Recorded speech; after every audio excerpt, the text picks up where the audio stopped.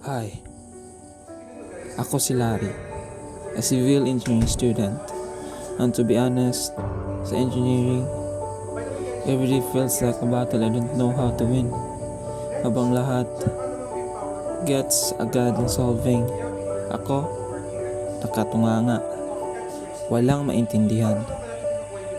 Ang hirap, parang gusto ko na lang sumuko.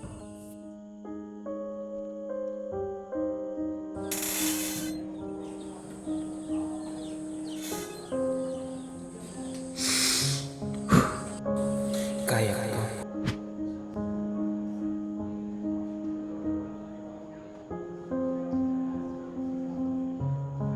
After class at child library, tahimik. Pero sa utak ko, ang ingay. Bawat solution na sinubukan ko, mali. Sulat, mali. Burado. Sulat ulit, mali na naman. Burado. I just wanna close the book and go home. Ang bigat na eh. Pero na-shock ako. Bigla na lang andun ang classmates ko. Walang judgment, walang drama. They just simply tap my shoulders. At sabay silang nagturo sa akin kung paano isolve ang equation na kamuntik na ako masiraan ng ulo. At yun, gets ko na sa wakas. Kaya mabigat, gumaan. At mula noon, we start studying together. Kaya mahirap, naging madali. Exam day.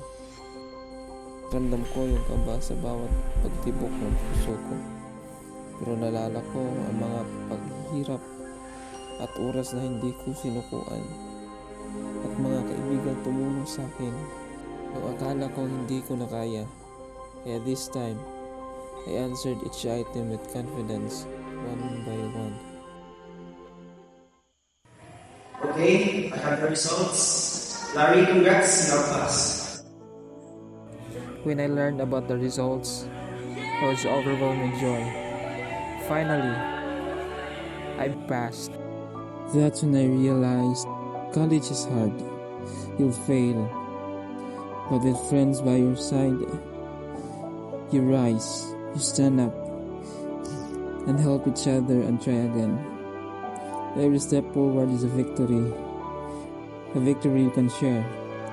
Yeah, simple lang. Never give up. Because you'll never be alone.